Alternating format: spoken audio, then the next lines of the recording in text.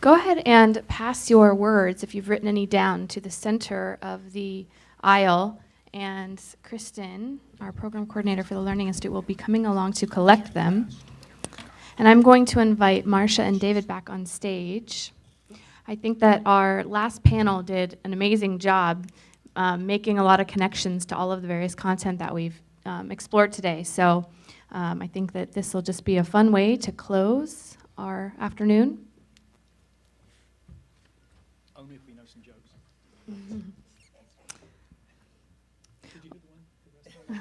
And I was going to call this a poetry panel, but I was afraid that you guys might be scared off. So you're welcome to provide responses in lyrical form. Feel free to provide some artistic expression if you'd like. So we're going to share some words and phrases. I'll just draw some out of a hat, or I can allow you to draw them if you prefer, and then invite you to respond to them. And we'll try to get through a handful. And I'll give you one extra microphone.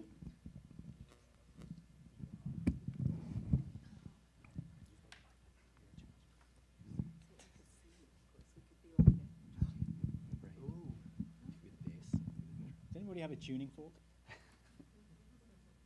Not really. You don't want to hear me sing. Yeah, this would.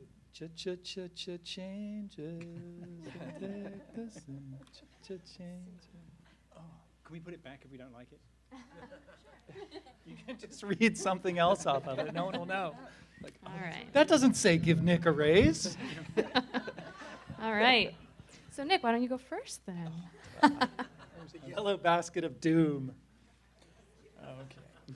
That's like such a happy And there's multiple basket. words, so feel free to respond to any of them, and then we'll give everyone else a chance to also share. So somebody's written an essay.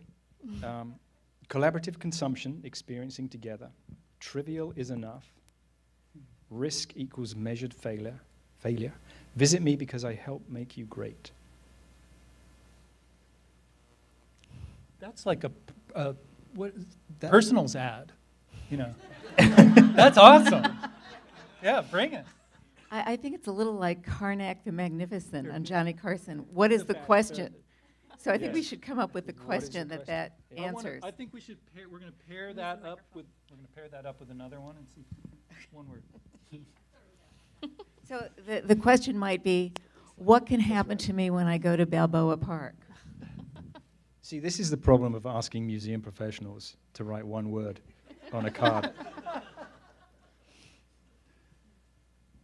should wear my glasses. What does this one mean? This is intriguing. VUCA both ways. Does anyone know what that means? Yeah. Is that code? That's yours. Oh, that's yours. My Yeah. dear, of course. Yes. Well, it's not really mine. I think it's the military-industrial complex who started it. But the both ways, the more sort of ominous way was the volatile, uncertain, complicated, ambiguous.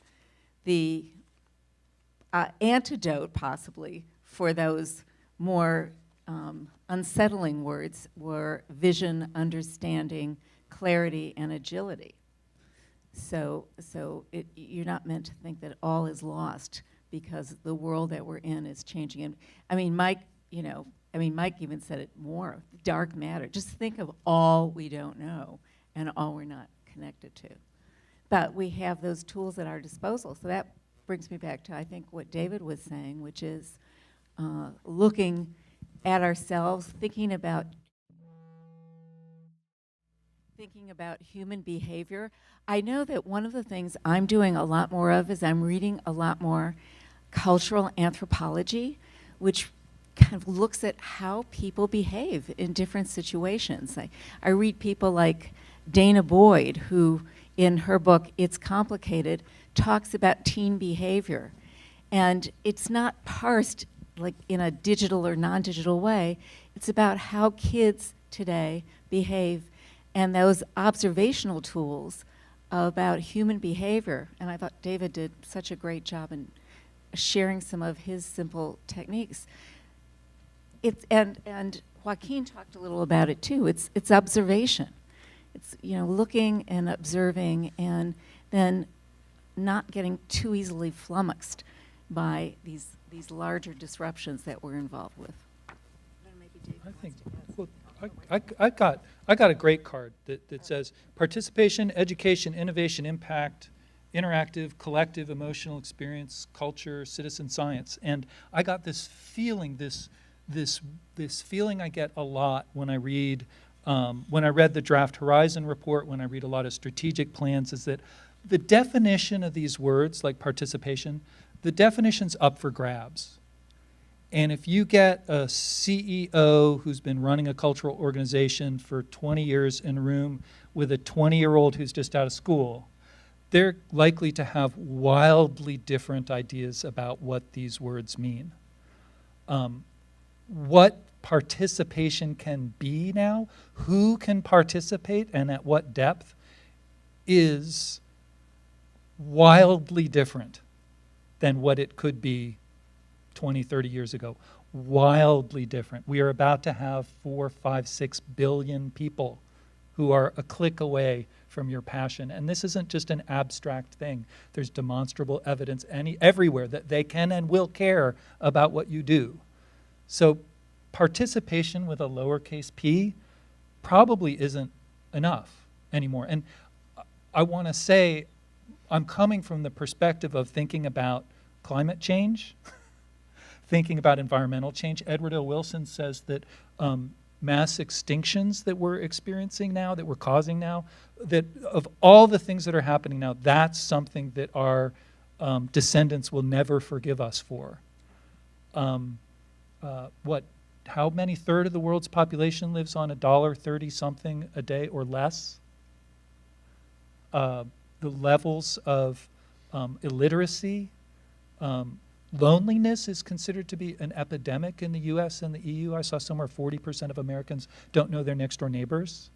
Marsha, you bringing up Nina Simon's work on creating a cultural fabric. All these things cause us, I think, should force you to reevaluate what these words really mean in your culture. And what do they say, truckers say? Put the hammer down, accelerate this. Actually, yeah, what you're saying about loneliness, I think the LaPlaca-Cohen survey identified one of the largest barriers to, I think, millennials and Generation Z demographics visiting a museum was they didn't have anyone to go with. So how do we, what do we do to create a space where that isn't a barrier? Just thinking about this last summer, I had my niece come and spend 3 months living with me. She's 16 or 17 years old, freshman at University of Arizona. And if you've ever spent 3 months with a teenager, learning about their perspective of the world, that really puts everything in a whole different perspective. So I had her come visit. She was home with us. She went to the aquarium on quite a few times. I went out with her to see things. We went to everywhere around Northern California. And my gosh, what an eye-opener. Not only did she look at things differently, she interpreted them differently. At one point, we were standing in front. She had a friend come in for the day. We're in front of an exhibit, and I'm watching to see how she would interpret this exhibit, because I know how I would interpret it. And rather than her looking next to her and having a conversation, she was tweeting it and texting it to her friend, standing a foot away from her. So, again, to that point, it's amazing when you're able to submerge yourself into that environment of a different generation, a millennial, anybody else. It really changed your perspective on how they're seeing the world. And it's something that simple of just spending time with somebody like that I got that. And I'm kind of building on a word that's on here, which is adaptability. And adaptability was just that, is seeing how, and this might not be the context this was meant for, but how she adapted her life experiences to what I wanted her to see. That was truly an eye-opener and pretty neat. I love these cards, by the way. We're like rifling through these. They're making me high. It's not that we're going like, nah, this doesn't make any sense. Michael Edson, it's not a question. It's just, who are the creative people in your community? Yeah, that was a. Two Michael Edson. Well, who are the creative people in my community? I've realized recently that because of social media, Social media lets me define who my coworkers are above and beyond who my institution says they are. My closest collaborators, the people who are helping me help my employer get their jobs done the most, don't live in my city. They've never been to my office. They're not even close to being in my time zone. And they are generous and spontaneous, and they include, people on this stage and out there. That really hit me pretty hard the other day. So I'm blown away. Twitter especially lets me sit at the shoulder of some of the brightest and most amazing people in the world, and they're often not people who institutions and academic credentials says are the best. People are amazing. I could jump into another word here, which is trust, and we're great minds think alike. Trust, and all of us being museums and guest-facing institutions, of course, we're trusted. And it really resonated for me when we're talking about social media in particular, because you're taking the trust that you might have in the person that runs your social media and putting it out to your guards or putting it out to other areas, and carrying that word, that trust beyond your walls and out there in social media land. And it's I'll tell you, that's a challenge that I'm always dealing with, is how to maintain that level of trust. I'm a very well trusted institution, but to be ongoing, continuously ongoing communication, being relevant to what's happening right in front of us at that moment, and opening up our doors for communication beyond just the ones that we directly trust. Do you all know the book Wikonomics? That's a super awesome book. It's probably 2006, 2007, and it talks about the ways that, it's Joy's Law, the ways that strangers, the way that people who you wouldn't ordinarily trust are able to help you solve your problems, as with your business or social organization. Or it's Don Tapscott and Anthony Williams, and if you're curious about any of these ideas, I recommend it highly, highly, highly. It's kind of mind-blowing. Wikonomics, like economics, but with wikis. So this card has got transparent, open, being vulnerable, and trust building. And I thought I talked a little about what that means in face-to-face connection, and also what it means when you go beyond your institution, and recognizing the gifts that people have. And when Mike gave his presentation, and he used some of those same words around generosity when he talked about the Vlog Brothers and what they do. And I think that we emphasize that so much in our respective institutions, that the importance of empathy, the importance of trusting our colleagues and listening to our colleagues, and even in the roles we play as experts in our various institutions, letting ourselves be vulnerable and admit that perhaps an approach that we're making to something isn't exactly the right one, or let ourselves learn. That's what David Carr talked about, and I don't know whether you ever saw his. Were you there when David Carr spoke at the Smithsonian? No. And that notion of admitting that you, as a person in a cultural organization, you are on your own journey, and you're on your own journey of discovery, and you're learning too, can be a wonderfully kind of leveling activity with people you come into contact with. So I want to pitch one of these to David with his permission. It says fail forward and keep it simple, but I'm thinking that David's the kind of guy who's got a great failure story. So this is an effort to kind of cut through the BS, if I will, about, let's fail forward. Yeah, we're going to fail forward. But I want to hear a good Daddy, tell me a failure story. David, I want to hear failure. And you're the guy. I didn't mean it that way at all. No, that is, I think just what I was listening to, again, the need of institutions, and I'm very guilty of this, of always wanting to have the shiniest object out there for our visitors, right? I want to, if there's something good, like Google Glass when that came about, man, I was trying to figure out how can we make that relevant to our institution, and I think back to what the failure being, 4 or 5 years ago, when apps for institutions were, of course, really gearing up, in every institution you had to have an app. You had to have an app to really be up there with everybody. And I was, of course, pushing, okay, we need to get the app, we need to get it going. And the number one thing I want in this app is I want wayfinding. I want people to be able to come in and figure out their ways. God. You know where I'm going with this, right? Wasted on and right. And I guess I don't need to say anymore. That's it. I'm loving And right, we have to have wayfinding on the app. And boy, so we were working on that, and my developers were just beside themselves trying to figure out how to take our map and not only have wayfinding, but we're inside, and how can you put people on there. And I was convinced people will use it to find the restrooms, and use it to find the exhibits. We can actually make this interpretive, because if you have a specific interest, we'll send you to that specific area where we'll build on it. And man, we launched that and nobody used it. It was online wayfinding, because people did not want to stare at their phone to get the information that they needed to get to that next exhibit. It's a lot easier to go talk to a person or find a sign.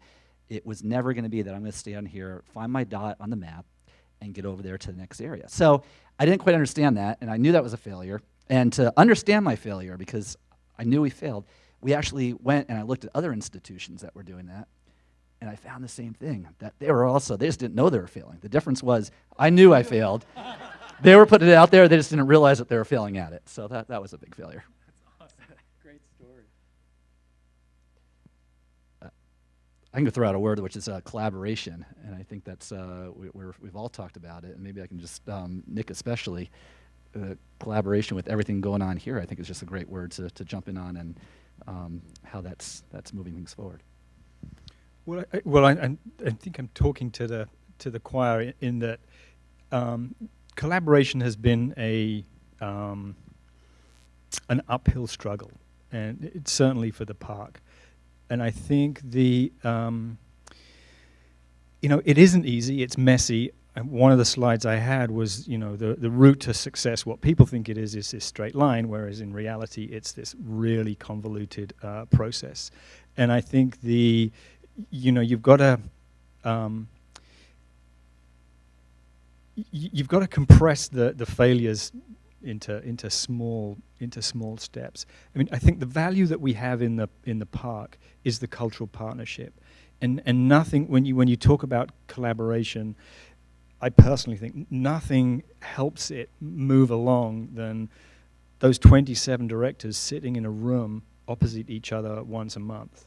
I mean, we've been successful in the Explorer Pass, which is, forcing the institutions to kind of step back a bit and think about the experience. And it's tough, when your institution is kind of predicated on you being the center of attraction, and you've kind of got to flip that to be part of an experience that visitors are coming to. So the reality is, visitors are coming to the park.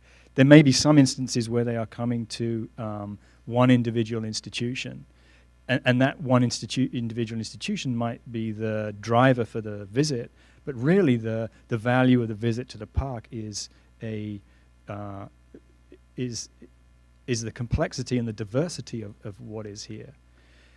And I think as we think about the visitor experience, we have to look at it from their eyes, and we are definitely getting there. But they don't care, for example, in the online world, when people are researching, when they're looking for stuff, they don't care whose it is. I have a quote here that I'll share with you. I wasn't checking my email earlier on, I was looking for a quote. And this is from a guy, it's an Eastern European guy who 2 years ago, I think, wrote this kind of manifesto about what it means to be young in this age of the internet. And it's called We the Web Kids, and his name is Piotr Sisersky. And I'll just read a very small snippet of it, which is, we have learned to accept that we find many different answers. We abstract the most likely version, disregarding the ones that do not seem credible. And I know I've completely steered off the topic of collaboration, but I think it's, as you think about what that experience is and how, the main struggle with museums, I think, is control. one of the keys to collaboration clearly is trust, and that was a great quote from Marsha about progress moves at the speed of trust. But it's also letting go. You know, institutions kind of need to let go of control and be comfortable in that space to then kind of rebuild this kind of larger expression of the whole park that is really why the visitor is here. Look, the collaboration thing, I had an epiphany a couple of years ago. I was asked to, working with an organization that had a strategic goal for the number of collaborations they would have. And they had a committee on collaboration that was talking about how they were going to count the collaborations. And they wanted help designing a website where they could celebrate their collaborations. And it just, I had the epiphany, the light shone down in the thing that collaboration is not a goal. Is absolutely positively not a goal. Collaboration happens when people are passionate about working towards well-defined goals. And I think the trick inside an organization is to point to that goal every day and ask the staff, what are we doing to move that needle, to grow that attribute, to reach that goal? And if collaboration is needed, and if there are barriers to that happening, obstacles, they need to be removed. But that's a byproduct of work towards audacious goals. So collaboration will not happen in the absence of meaningful, directed, well-articulated work. Thank you for letting me get that off my chest. No. And you made me think of something that I wasn't going to say, but that I think as I was talking about some of the collective impact work that's being done, there's a really interesting article that a couple of researchers wrote, and it's posted on the fsg.org website on evaluating complexity. And what it talks about is that anytime you have one of these collaborative processes and collaborations themselves, that you have to think about looking at the nature and the evolving nature of the relationships. And there's a lot you can learn through that. And so it's not just about some finite, product that you develop, take to market, and it's done. It's about looking at that kind of ongoing interweaving of institutions, organizations, people, and getting more sensitive to that. So I think that that's something you might want to look at. The other thing I wanted to say, and I'll just throw it in, is one of my heroes is John Seeley Brown. And he has done a lot of work on learning and innovation. And one of the issues I think that all of our cultural organizations need to deal with is that we are at a time when we have an explosion of new knowledge. So that the notion that somehow we are about teaching content, or we are about teaching knowledge, and that it's sort of a closed system, and that's, of course, a lot of what schools are dealing with now, too. It's simply bogus. We're not doing anybody any favors. So in helping people with the tools that will enable them to recombine knowledge and sources of knowledge and ask the right questions, just as we're trying to do that ourselves in our organizations, that's where we're really going to be of use. Now I want to ask a question, though, that is on one of these yellow things. Now this was, I think, written by someone who drove in from Riverside or someplace else, because it says, the challenge of consistency. How do you eliminate or reduce fear on the part of senior management in implementing collaboration, communication, or embracing digital strategy? Who has a good fear story?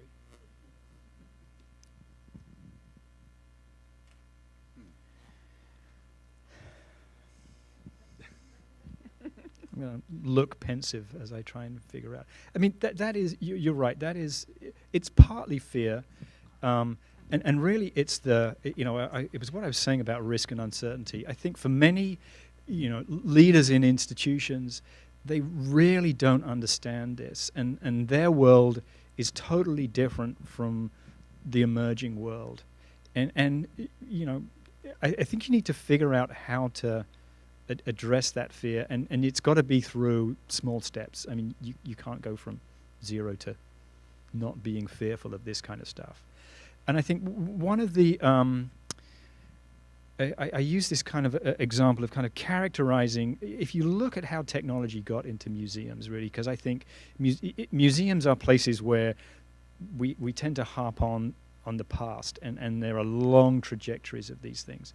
So if you look at technology in museums, it came in totally under the radar. And to a certain extent, that's still the case, where there is, so it started off really with the internet. And so what happened was people who were interested in computers or the web, this new thing called the web, became, the guy with the computer at home became the IT guy, and the person who was interested in webs became the webmaster, and alongside their day job. And so all this stuff was happening for years, and it was completely invisible to, it's the kind of dark matter in an institution, it's completely invisible to museum leadership. But it kind of spread into everything, and Alex talked about this. Digital is in everything. Even your print publication is 97% digital now. It's just the last moment that it becomes this analog thing. And so what happens is it kind of reached this critical mass where all of a sudden leadership had to pay for this stuff. And so there is this part of the fear is they think it's going to be expensive, I think, that it requires this massive investment. And frankly, the way they think, it's kind of a catch-22, because the way they think about digital is the most expensive way to think about it. Just layering it on top of what they're doing right now, instead of stepping back and just, that Terminator quote is a little bit of a joke, but it's actually quite true, is there's no getting around the fact that you have got to fundamentally embrace this stuff. I mean, there's just half the population is millennial or Generation Z who just demand this stuff. Well, it's kind of implicitly demand. If you're not on this thing, you may well as well give up for a certain increasing demographic. And I'm just thinking, moving off of digital, but still staying on fear. I also have the fear of over collaboration, and we're throwing out collaboration. It's the buzzword. It's cool. Hey, collaborate. Get that all together, and that starts at all levels. But the reality is that works, but only works to a certain degree. Because if you start to over collaborate, the next thing you know, you never get any place. And that's a big fear of mine, and that's a big fear that I think a lot of institutions should have too. So there's collaboration, but definitely a balance, and the fear of not moving forward because of too much analysis with it. And Michael, were you going to add something on collaboration? Okay, I know you're excited about those cards. Maybe we can send some home with you. You can take them home with you. All right. Well, someone told me that if you bring amazing people, passionate people into a room together, that great things will happen. And I think our speakers today absolutely demonstrated that. So I'd like all of our speakers to stand, and so we can give them one more round of applause.